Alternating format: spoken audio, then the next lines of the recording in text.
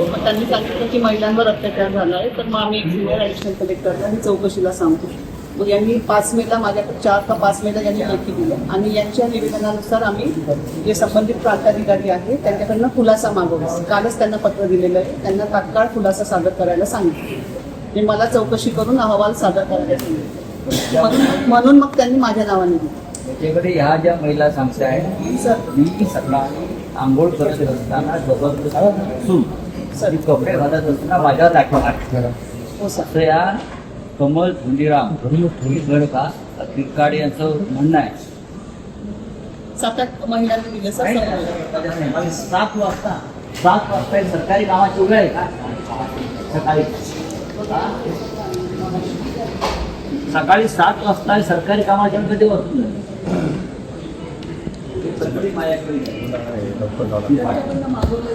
गंभीर आहे. अहवाल मागवला. ही सगळी पत्र तयार घ्या आणि त्यांनी त्याच्यामध्ये विवेकभंग म्हटलेलं आहे. पोलीस स्टेशन हां माझं आज पहिलं पत्र तयार करून संदीप कर्णिकनाथ रेकॉर्डवरती घ्या पत्र श्रीमंत कुंभ प्राधिकरण प्राधिकरण बघू ना लोकप्रतिनिधी बघतो ना काय मी बघतो ना. मॅडम तुम्ही आता म्हणालात की मला माझ्याकडे चौकशीसाठी हे दिली. तुम्ही 1 to 1 प्रत्येकीशी बोलून त्यांचं बोललं सर. व्हिडिओ पण आहे. ते माझं कोर्ट चालू होतं, कोर्ट चालू होतं, कोर्ट थांबवलं, त्या आल्यात माझ्याकडे, त्याचा व्हिडिओ पण तयार केला आणि हे त्यांच्याकडनं खुलासा मागवला. खुलासा त्यांचा काय खुलासा आहे ते घेतल्यानंतर मग आपण निर्णय घेऊ शकतो. तो मग शासनाला सर पाठवतो. कमलाबाई धोंडीराम तिरकाडे या आजीबाई आल्या आणि त्यांनी मला त्यांचा हात दाखवला.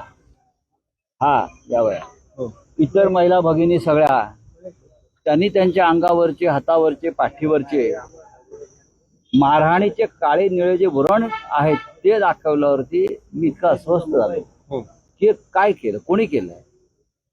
त्यांनी पवन दत्ता या अधिकाऱ्याचं नाव घेऊन सांगितलं आणि व्हिडिओ दाखवले. त्याच्या हातात काठी आहे आणि तो दादागिरी करतोय. महिलांना पुरुषांना जमिनी ताब्यात घेण्यासाठी सरकारने जबरदस्ती करतो आणि ज्या पद्धतीने मारहाण झाली त्यानंतर मी ताबडतोब पवन दत्तांना फोन केला. म्हटले काय चाललंय, तुम्हाला मारण्याचा अधिकार दिला कोणी. तुमचं IAS ट्रेनिंग मध्ये जबरदस्तीनं भूसंपादन करताना वृद्ध महिलांना अशा प्रकारे मारहाण करा असं ट्रेनिंग दिलंय का. मला प्रधानमंत्र्यांना विचारावं लागेल. आम्ही येतो तिकडे भेटायला.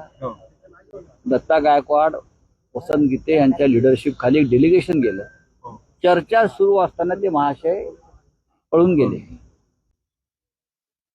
ताबडतोब मी इथे आलो. म्हणजे चला जिल्हाधिकाऱ्यांकडे जाऊ. जिल्हाधिकारी दिवसा बैठकीला गेले. आम्ही थांबलो, वाट पाहिली तासभर. त्यांची पूर्वनियोजित बैठक होती. आलो. दरम्यानच्या काळात मला महसूल मंत्री चंद्रशेखर बावनकुळे यांचा फोन आला.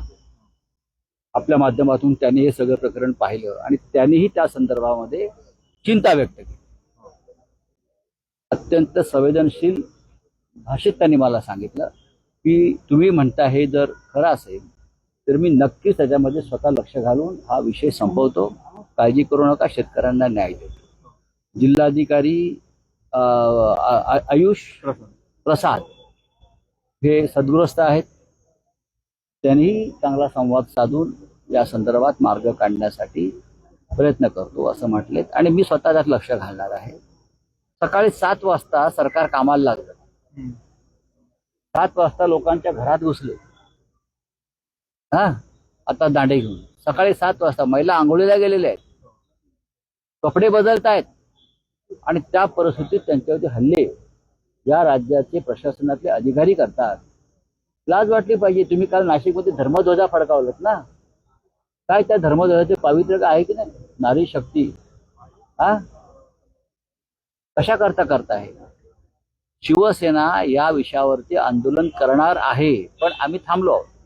चंद्रशेखरजी बावनकुळे यांच्यावरती माझा विश्वास आहे. मी त्यांना अनेक वर्ष ओळखतो. संवेदनशील मंत्री आहे. जिल्हाधिकाऱ्यांना सुद्धा बोलताना मला जाणवलं की त्यांना याच्यातून मार्ग काढायचा आहे.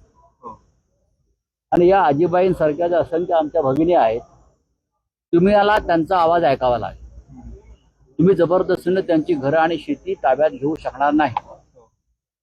तुम्ही समृद्धीसाठी अनेकदा रस्ते वळवलेले आहेत ना, लोकांच्या जमिनी वाचवल्या आहेत.